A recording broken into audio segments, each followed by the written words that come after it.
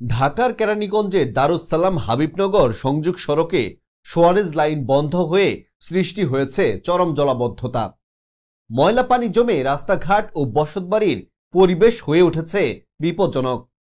বাড়ছে ডায়রিয়া, চর্মরোগ সহ পানিবাহিত নানা রোগের আশঙ্কা। এই সংকটময় সময়ে সরকারি উদ্যোগ দেখা না গেলেও পাশে দাঁড়িয়েছেন স্থানীয় বিএনপির নেতাকর্মীরা। দলের কেন্দ্রীয় নেতা গয়েশ্বর চন্দ্র রায় ও অ্যাডভোকেট নিপুণ রায়ের নির্দেশে সুভাড্ডা ইউনিয়নের ১ নং ইউনিট বিএনপির নেতাকর্মীরা নিজ উদ্যোগে নেমে পড়েন সোয়ারেজ পরিষ্কারে।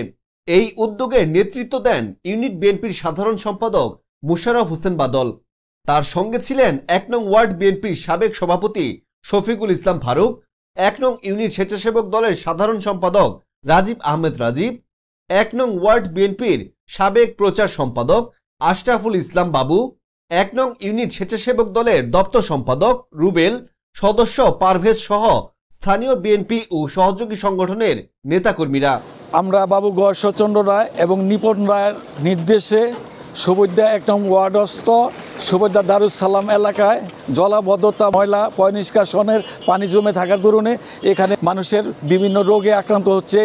বর্তমানে যে আপনার এই চিকনগুনিয়া, ডেঙ্গু এইসব রোগ থেকে মানুষকে লাঘব করার জন্য আমাদের আজকের এই উদ্যোগ, এবং এই উদ্যোগকে অত্র এলাকার যারা সাধারণ জনগণ আছেন তারা সাধুবাদ জানিয়েছেন। এখানে পানি জমায়, রাস্তায় পানি জমায়, নর্দমার পানি, যে পানি ওঠে সেগুলো সোয়ারেজ লাইনের পানি, ময়লা পায়খানার প্রস্রাব, এসব পানি আমাদের যা আসা যাওয়া করে চলাফেরার পথে এই যে প্রস্রাব পায়খানার পানি লাগলে আমার নামাজের অসুবিধা হয়।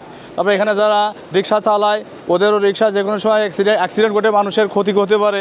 আমরা প্রতিটা মুহূর্ত এই জায়গাটা নিয়ে যখন আমরা চলাফেরা করি আমরা খুব সমস্যার সম্মুখীন হয়ে যাই। বিএনপির পক্ষ থেকে গয়েশ্বর রায় এবং নিপুণ রায় এনাকে ধন্যবাদ জানাচ্ছি, যারা ওরা আমাদের এই একটা স্থায়ী সমস্যা সমাধানের যে উদ্যোগ নিয়েছেন তার জন্য বিএনপিকে ধন্যবাদ।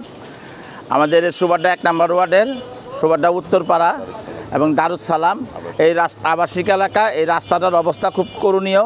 এখন যেহেতু গয়েশ্বর চন্দ্র রায় এবং নিপুণ রায়ের নির্দেশে আমরা এখানে আসছি, আপনাদের রাস্তার মধ্যে দেখেন পানি, অপরন্ত পানি এবং ড্রেনের যে ময়লা আবর্জনাগুলা এখন ডেঙ্গু রোগের খুব আক্রান্ত। প্রতিদিনই পেপার পত্রিকা শোনা যেতেছে যে মানুষগুলো মারা যেতেছে এইখানে মশার আবদ্ধ এবং ডেঙ্গু মশা মনে হয় হয়েছে। তাই আমরা তাদের উদ্দেশ্য করে এবং এলাকাবাসীর সাথে নিয়ে আমাদের এই পরিষ্কার করার জন্য আমরা উদ্যোগ নিয়েছি। আমাদের এই সুভাড্ডা ১ নম্বর ওয়ার্ড উত্তরপাড়া দারুস সালাম হাবিবনগরের যেই জনদুর্ভোগ, এই জনদুর্ভোগের কারণে আমরা চেষ্টা করতেছি যেন মানুষের জনদুর্ভোগ কম হয়।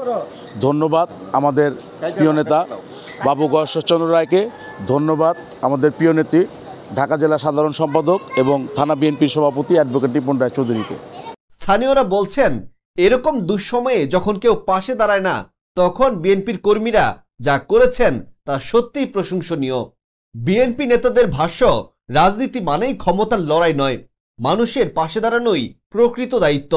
তারা দলটির প্রতিষ্ঠাতা শহীদ প্রেসিডেন্ট জিয়াউর রহমানের আদর্শ অনুসরণ করেই জনগণের সেবায় নিয়োজিত থাকতে চান। আপনারা দেখতেছেন যে আমাদের সুভাড্ডা ১ নং ওয়ার্ডের দারুস সালাম যে আবাসিক এলাকাটা, এই এলাকাটায় চলতে আমাদের যে মহল্লার লোকজন আছে, স্থানীয় লোকজন বা ভাড়াটিয়া, তাদের চলতে খুব সমস্যা হচ্ছে।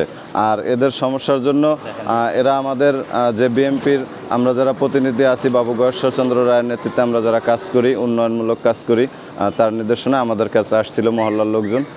তো আমরা তাদেরকে গত জুমার দিনে কমান্ডমেন্ট দিয়েছিলাম যে আজকে কাজ ধরবো।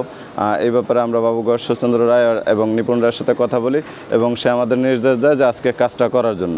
তো আমরা আজকে কাজ করি। এরকম রাস্তা আরও বহুত আছে।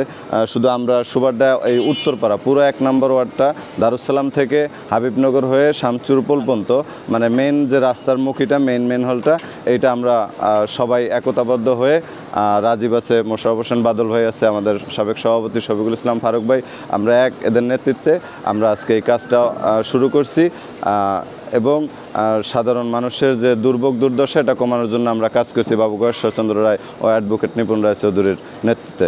এলাকাবাসী এখন চাইছেন স্থায়ী সমাধান। তবে বিএনপির এই উদ্যোগ প্রমাণ করেছে, ইচ্ছা আর আন্তরিকতা থাকলে দলীয় পরিচয় ছাড়িয়েও জনগণের পাশে দাঁড়ানো সম্ভব। এটাই হতে পারে নতুন প্রজন্মের কাছে একটি মানবিক বার্তা।